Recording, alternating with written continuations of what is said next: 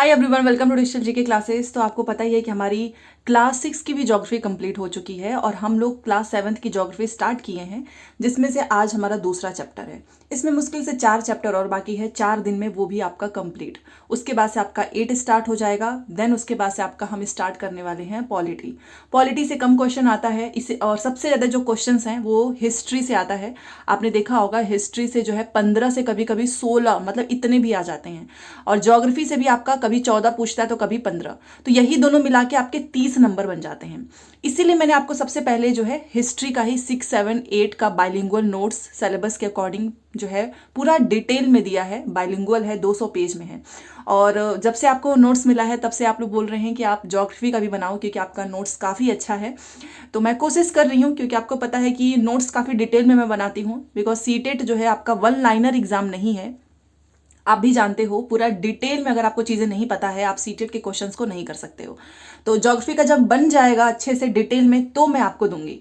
आधा अधूरा काम जल्दीबाजी में बस कुछ भी नोट्स बनाकर दे देना, ये मेरी जो है कभी भी ऐसी चीज़ें में, मतलब कभी होता है ना कि डिज़ायर कि आपको अच्छे से नोट्स प्रॉपर वे में मिलना चाहिए ताकि आपको फ़ायदा हो।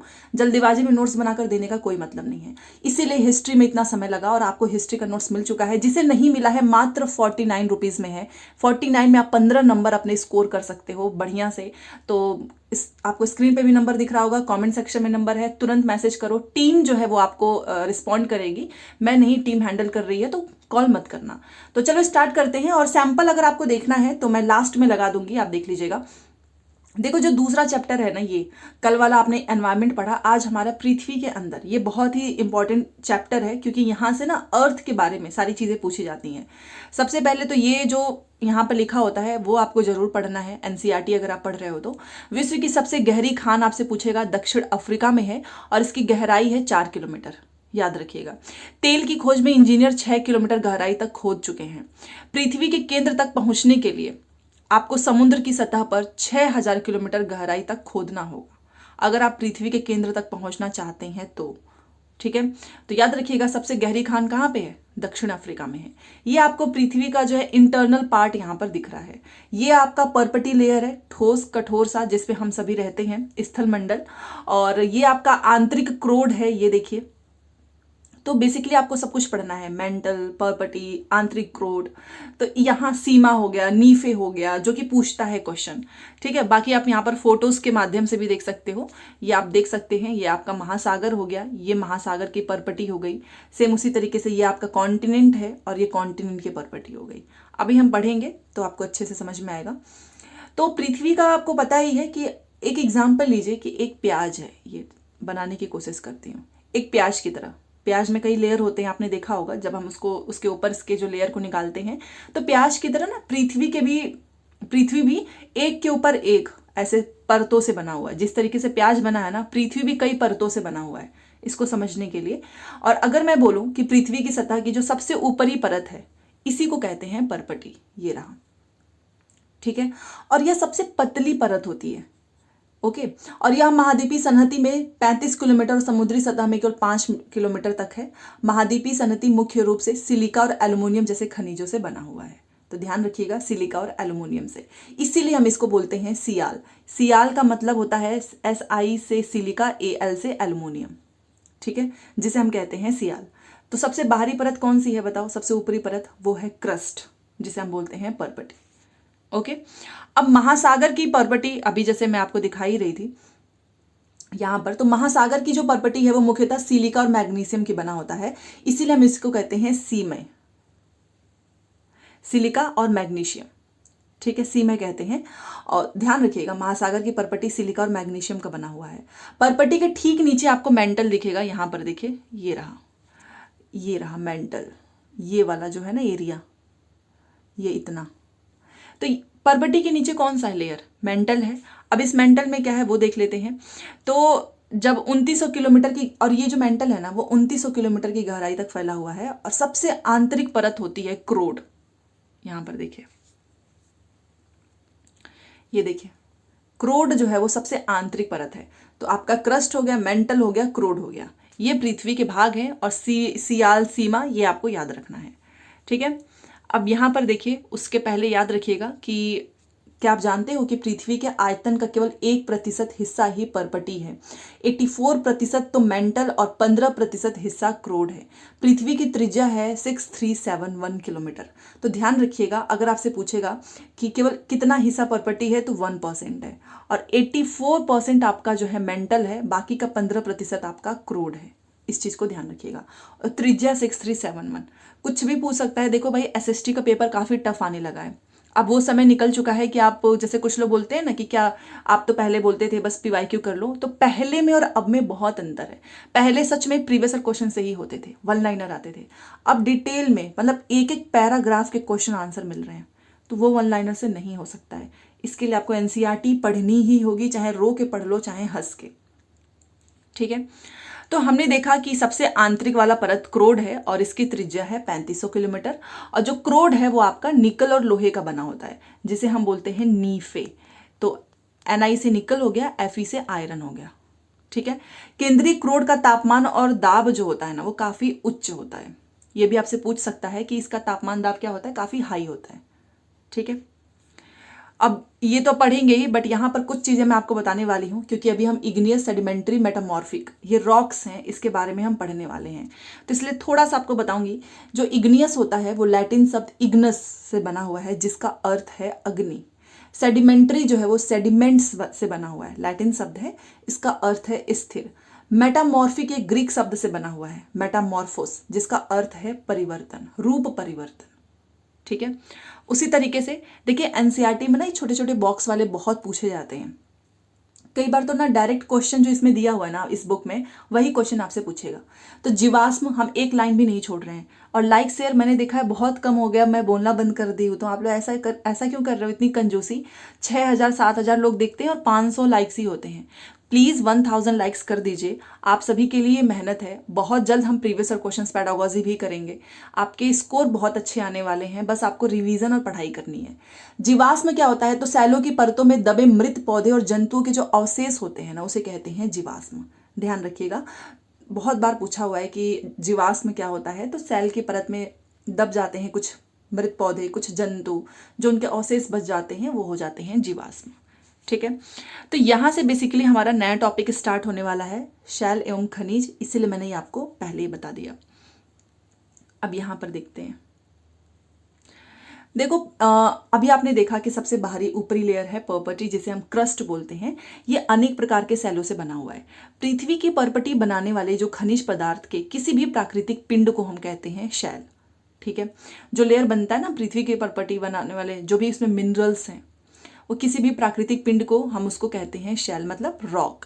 शैल जो है विभिन्न रंग, आकार और गठन से हो सकता है, जिसमें से आपके मुख्य रूप से शैल 3 प्रकार के होते हैं। और ये पूछा हुआ है कितने प्रकार के, 3। ठीक है, ध्यान रखिएगा, ये तीनों के नाम आपको याद रखना है। आग्नेय, जिसे अभी मैं ये इग्नियस बता रही थी ना, ये रॉक ही है, ये सेल ही है आपके। जैसे कि आग्नेय इंग्लिश में इग्नियस बोलते हैं, सेडिमेंट्री को अवसादी बोलते हैं, मेटामॉर्फिक को हम शैल या कायांतरित, क्योंकि मेटामॉर्फिक का मतलब ही है रूप परिवर्तन, और कायांतरित का मतलब ही होता है परिवर्तन करके ही बनता है। तो 3 सेल आपको याद रखना है। ठीक है, जैसे कि आग्नेय, अवसादी, कायांतरित, इंग्लिश में इग्नियस, सेडिमेंट्री, मेटामॉर्फिक। और इन तीनों के ही बारे में एग्जामिनर बार बार क्वेश्चन पूछेगा आपसे एग्जाम्पल के थ्रू। तो चलो देखते हैं ये कैसे बनते हैं। सबसे पहले द्रवित जो मैग्मा होता है, ठीक है, वो ठंडा होकर ठोस हो जाता है। इस प्रकार बने सेल को हम कहते हैं आग्नेय। सबसे पहला आग्नेय, आग्नेय का मतलब ही होता है अग्नि। ठीक है, लैटिन शब्द में इसका अर्थ होता है अग्नि। तो ये जो द्रवित मैग्मा है वो ठंडा होकर एकदम ऐसे ठोस हो जाता है, और ये ठंडा होकर जो ठोस बना है इसे ही हम कहते हैं आग्नेय शैल। इनको हम प्राथमिक सेल भी कहते हैं। ठीक है, अब आग्नेय सेल हो गया, प्राथमिक सेल। अब ये आग्नेय सेल भी 2 प्रकार की होती है, जैसे कि एक होती है अंतर्भेदी, एक होता है बहिर्भेदी। अंतर्भेदी का मतलब अंदर ही वो ठंडा होगा, बहिर्भेदी का मतलब बाहर। अब ये क्या है वो देखते हैं। देखो, ज्वालामुखी से निकलने वाला लावा आपने कई बार देखा होगा, इस तरीके से ऐसे से रेड कलर का एकदम ऐसे निकलता है। आप इमेजिन करो, बहुत सारे लोगों ने देखा भी होगा। तो जो लावा निकल रहा है वास्तव में आग की तरह जो है ना, लाल द्रवित मैग्मा, वही तो लावा है ना, एकदम रेड कलर का निकलता है। तो वही आपका क्या हो गया, आग की तरह जो लाल द्रवित मैग्मा है वो लावा है, जो कि पृथ्वी के आंतरिक भाग से निकलकर, मतलब अंदर से निकलकर ऐसे सतह पर आता है। अब ये आ गया बाहर। तो जैसे ये द्रवित लावा पृथ्वी की सतह पर आएगा, बाहर आ चुका है, अब अंदर ज़्यादा गर्मी है, बाहर आ चुका है, तो ये तेजी से ठंडा हो जाता है और क्या हो जाता है, ठोस बन जाता है। अब वो बाहर आके ठंडा बना है ना, इसीलिए इसको कहते हैं बहिर्वेदी। नाम से ही क्लियर है, बहिर्वेदी का मतलब वो अंदर से जो लावा है, द्रवित मैग्मा, वो बाहर आता है और वो ठंडा हो जाता है बाहर आकर, उसे बोलते हैं बहिर्वेदी। और इसका एग्जाम्पल याद रखना, क्योंकि ये बाहर आकर बना है, मतलब ठंडा हुआ है क्योंकि देखो कोई चीज़ जैसे अंदर है, वो बहुत गर्मी है अंदर, और जैसे बाहर आके बनेगा तो वो ठंडा हो जाएगा। और जैसे वो ठंडा होगा ना, इसकी संरचना जो है बहुत महीन दानों वाली हो जाती है। ये क्वेश्चन पूछा है कि बहुत महीन दानों वाली जिसकी संरचना हो जाती है वो कौन सा सेल है, तो वो है बहिर्वेदी। इसका एग्जाम्पल भी याद रखिएगा, बहिर्वेदी आग्नेय सेल का ही एग्जाम्पल है बेसाल्ट। ठीक है, ये बेसाल्ट पता नहीं कितनी बार पूछा हुआ है। अब ये हो गया, अब अंतर्भेदी देख लो। देखो दक्कन पठार बेसाल्ट सेलों से ही बना है, ध्यान रखिएगा। पूछता है दक्कन पठार किससे बना है, बेसाल्ट से। द्रवित मैग्मा कभी कभी भूपर्पटी के ही अंदर गहराई में ही ठंडा हो जाता है। मान लो ये जो मैग्मा बाहर निकल रहा था, ये कभी कभी ना बाहर नहीं, अंदर ही पर्पटी के अंदर ही गहराई में ही ठंडा हो जाता है। तो ये भी ठोस हो जाएगा ना सेल, इसे बोलेंगे अंतर्भेदी। नाम से ही क्लियर है, अंतर का मतलब अंदर ही ठंडा हो गया है। अब ये अंदर तो ज़्यादा जल्दी से ठंडा नहीं होगा ना, धीरे धीरे ऐसे ठंडा होगा। इसी वजह से इसके दाने जो है ना वो बड़े हो जाते हैं, ये बड़े दानों का रूप ले लेते हैं, मतलब बड़े मॉलिक्यूल्स हो जाते हैं। बेसिकली याद रखिएगा, जब कोई भी चीज़ बाहर आके बाहर आती है तो वो जल्दी ठंडी होगी, और जब जल्दी ठंडी होगी तो उसके जो दाने हैं, जो मॉलिक्यूल्स हैं, वो छोटे छोटे होंगे। अब कोई चीज़ अंदर है, अंदर तो वैसे भी टाइम लगेगा ठंडा होने में, तो ये अंदर ही ठंडा हो तो रही है, बट इसके जो दाने हैं वो बड़े होंगे। तो ये चीज़ें आपको याद रखनी है, क्योंकि यही ना डायरेक्ट पूछा हुआ है कि अंतर्भेदी और बहिर्वेदी में जो बड़े दाने हैं या फिर छोटे दाने हैं वो किसके हैं। ठीक है, ये चीज़ ध्यान रखना। बेसाल्ट आपका बहिर्वेदी आग्नेय सेल का ही एग्जाम्पल है। दक्कन पठार भी आपका बेसाल्ट सेल से ही बना हुआ है। ग्रेनाइट जो है ऐसे ही सेल का एग्जाम्पल है। तो अंतर्भेदी का एग्जाम्पल भी हो गया ग्रेनाइट। अब जैसे कि लेई हो गए, मसाले, दानों का चूर्ण बनाने के लिए जिन अपघर्षण पत्थरों का उपयोग होता है वो ग्रेनाइट के ही बनते हैं।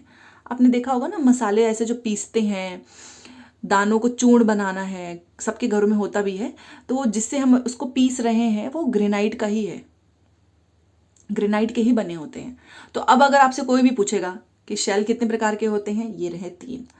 और आपका आग्नेय सेल 2 प्रकार का होता है, एक बहिर्भेदी, एक अंतर्भेदी। बहिर्भेदी बाहर आके ठंडा होगा, इसलिए इसके दाने छोटे होंगे। अंतर्भेदी अंदर ही ठंडा हो रहा है, इसलिए इसके दाने बड़े होंगे। बहिर्भेदी का एग्जाम्पल बेसाल्ट है, दक्कन भी बेसाल्ट से बना हुआ है। सेम उसी तरीके से आपका ग्रेनाइट अंतर्भेदी आग्नेय सेल का एग्जाम्पल हो गया। समझ में आ गया? चलो देखो, चीज़ें रटनी नहीं है, मैं आपको समझा दूंगी यहीं पर, और कोशिश यही करती हूँ कि आपको समझ में आ जाए, आपका एग्ज़ाम क्लियर हो जाएगा। आप मुझे बताओगे, मुझे बहुत खुशी मिलती है इस चीज़ से। पिछली बार भी बहुत सारे लोगों के अच्छे नंबर आए हैं। अब ये आप एक बार फोटो देखिए, अच्छे से समझ में नहीं आ रहा होगा, बट फिर भी देखो, मेटामॉर्फिक है ये ना, कायांतरित सेल में परिवर्तित अवसादी सेल। जो मेटामॉर्फिक है ना, वो अपना रूप परिवर्तन कर लेता है।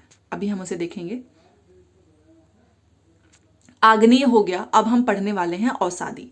यहां से देखो, जो सेल है वो लुढ़क कर, चटक कर एक दूसरे से ऐसे टकराते हैं। जो रॉक हैं, ऊपर से कोई चीज़ गिरेगी तो आप भी जानते हैं उसके छोटे छोटे टुकड़े हो जाते हैं। इन छोटे कणों को ही हम कहते हैं अवसाद, सेडिमेंट्री।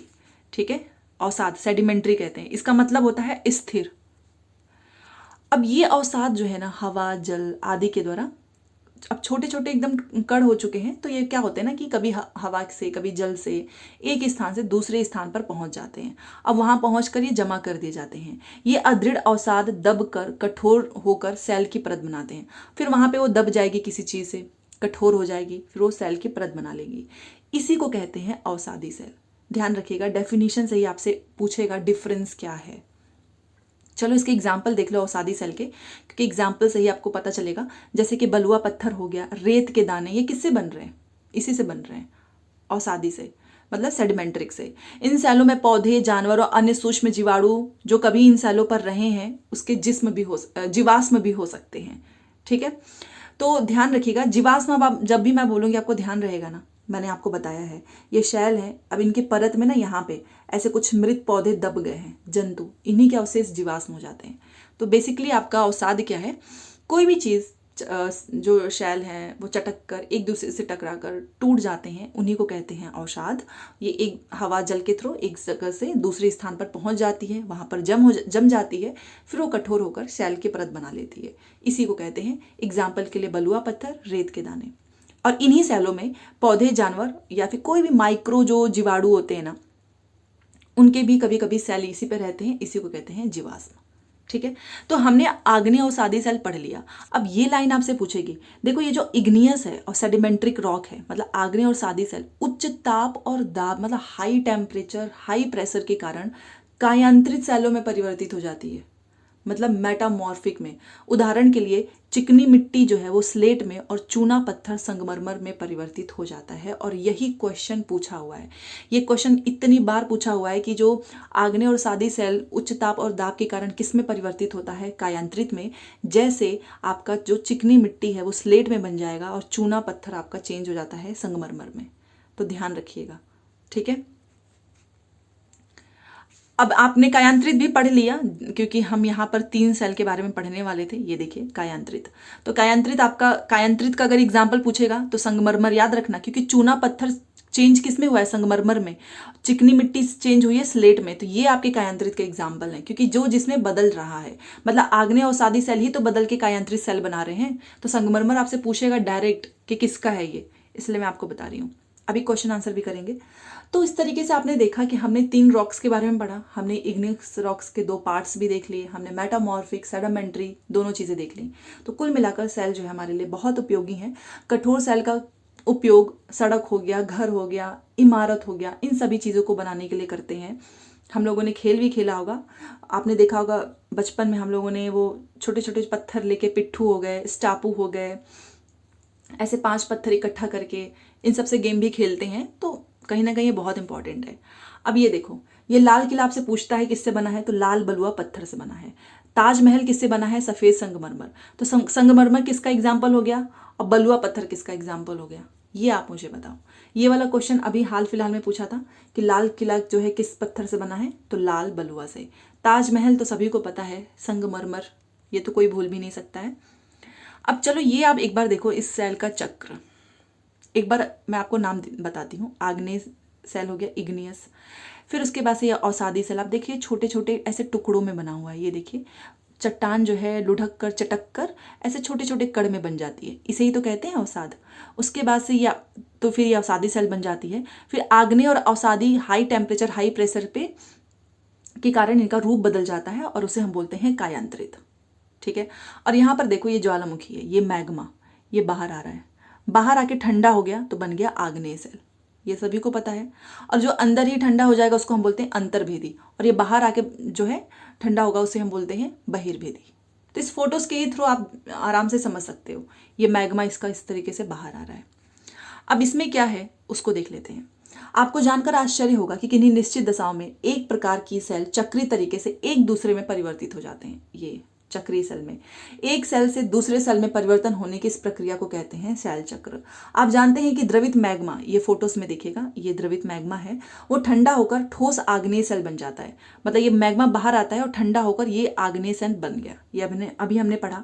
फिर ये आग्नेय सेल जो है वो छोटे छोटे टुकड़ों में टूटकर एक स्थान से दूसरे स्थान पर ट्रांसफर होकर अवसादी सेल का निर्माण करते हैं, ठीक है। अब ये आग्नेय सेल क्या होगा, ऊपर से ऐसे मैंने अभी आपको बताया था, एक दूसरे से जो है फ्रिक्शन की वजह से भी छोटे छोटे टुकड़ों में टूट जाते हैं, एक जगह से दूसरी जगह पर चला जाता है और वहां पर इस तरीके से अवसादी सेल का निर्माण हो जाता है।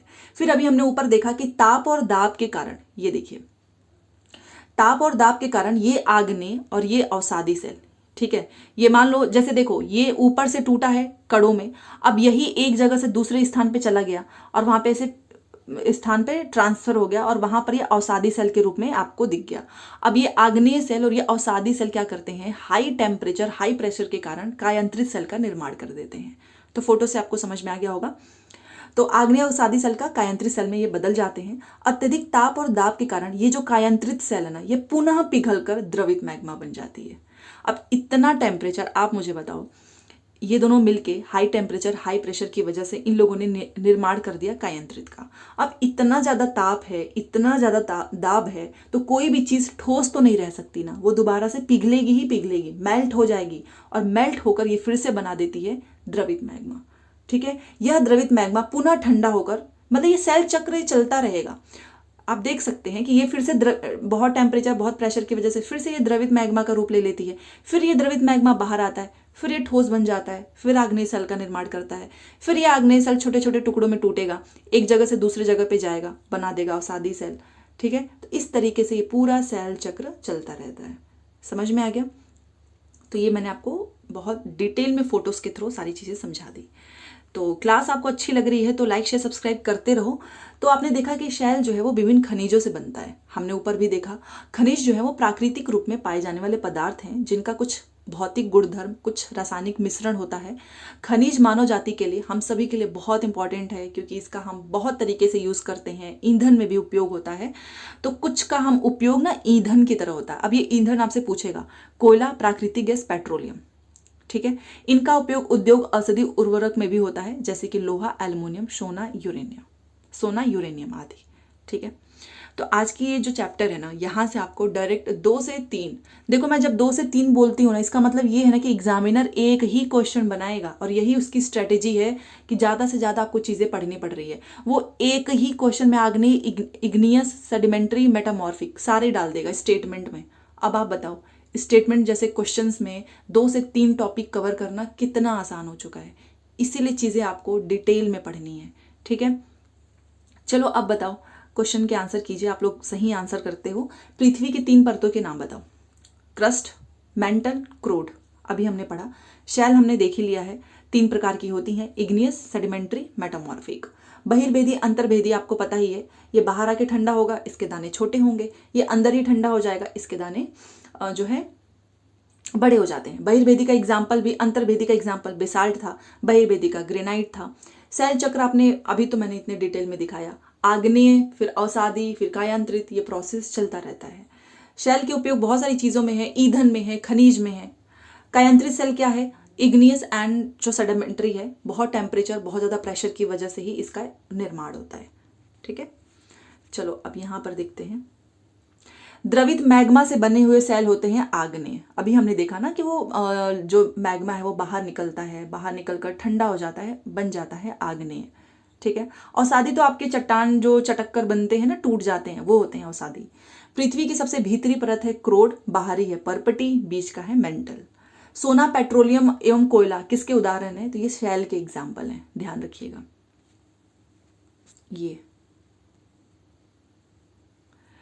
ये सेल के ही एग्जाम्पल हैं, आप देख सकते हो। कोयला, ये सब क्या है? हम बस ये है कि इनका उपयोग हम ईंधन में करते हैं और कुछ काम उर्वरक में करते हैं, बट ये एग्जाम्पल तो शेल के ही है ना, तो ये चीज़ को ध्यान रखिएगा। और पृथ्वी की सबसे पतली परत ऊपर वाली होती है, पर्पटी। चलो अब ये बताओ, सेल, खनिज, क्रोड पृथ्वी की सतह, सड़क और इमारत बनाने के लिए उपयोग होता है, सिलिका, एल्युमिनियम से बना होता है। सेल तो अभी हमने देखा कि सड़क हो गई, बिल्डिंग्स हो गई, इनको बनाने के लिए यूज़ करते हैं। खनिज आपका हो गया सिलिका, एल्युमिनियम। क्रोड आपका पृथ्वी की ही एक लेयर है, सबसे इंटरनल वाली। ओके, तो यहाँ, अच्छा यहाँ पे भी है कुछ, चिकनी मिट्टी हो गई, सियाल हो गया, तो ये आप मुझे बताना, मतलब चिकनी मिट्टी किस में बदल जाता है, अभी हमने देखा। तो आज की क्लास आपको कैसी लगी? और अगर आपको एसएसटी की हिस्ट्री के नोट्स चाहिए तो सैंपल देख लो, अभी मिलेगा आपको, और व्हाट्सअप में जो नंबर दिया है मैंने कमेंट सेक्शन में, उसमें मैसेज करके आपको तुरंत मिलेगा। प्लीज़ कॉल मत करना, क्योंकि मैं नहीं वो कॉल जो है हैंडल कर रही हूँ, पहले ही बता देती हूँ। तो चलो मिलते हैं नेक्स्ट क्लास में। लाइक्स कर दिया करें, आप कंजूसी मत करो, आपका ही फ़ायदा हो रहा है। Thanks for watching. सो आप यहाँ पर जो है सीटेट एसएसटी हिस्ट्री एंड यहाँ पर देख सकते हो 6 to 8 बाइलिंगुअल नोट्स का ये पीडीएफ आप देख सकते हो। ये देखिए काफ़ी डिटेल में है, चैप्टर वाइज आपको मिलेगा। ये देखिए चैप्टर 1 है, साथ में आप यहाँ पर देख सकते हो हिंदी इंग्लिश दोनों में है। तो ये देखिए हर एक पॉइंट, ऊपर हिंदी है, नीचे इंग्लिश है, क्योंकि कई बार कुछ वर्ड्स जो है हमें हिंदी में समझ में नहीं आता है, इसके लिए ये पीडीएफ तैयार हो चुका है। प्लस हर एक इंपॉर्टेंट पॉइंट को हाईलाइट किया गया है। और ये वाला क्वेश्चन तो अभी फिलहाल पूछा ही था, तो ये आपके एनसीईआरटी का ही है। तो जिसे भी ये नोट्स चाहिए होगा तो व्हाट्सअप नंबर स्क्रीन पर जो दिख रहा है आप उस पर मैसेज करना। और ये पूरा जो है 200 से अधिक पेजेस में तैयार किया गया है, 6 to 8 की पूरी एनसीईआरटी इसमें आपको मिल जाएगी। इसके बाहर आपको हिस्ट्री का कोई भी क्वेश्चन देखने को नहीं मिलेगा। 15 से 16 क्वेश्चंस आपको इसी पीडीएफ से मिलेगा, ठीक है। तो शाम तक आपको मिल जाएगा। और ये आपका हर जगह, ये देखिए एनसीईआरटी है, बीपीएससी हो, जहां पर भी जीएस पूछा जाएगा ना, वहां पे आपको इस हिस्ट्री से काफ़ी मदद मिलेगा। तो ये आप देख सकते हो, हर एक चीज़ को हमने काफ़ी अच्छे से डिटेल में हिंदी इंग्लिश और साथ में इमेजेस भी मैंने, आप ये देखिए, ये 200 तक का पेजेस जो है यहाँ पर मैं आपको दिखा सकती हूँ। ये देखिए लास्ट का है। तो फाइनली जो है ये हमारा, आपको पता है ये क्लास 8 का है। तो अगर आपको चाहिए होगा तो प्लीज़ मुझे ज़रूर मैसेज करें और इसका फ़ायदा उठाओ, क्योंकि एग्ज़ाम का समय आपका बहुत पास में है।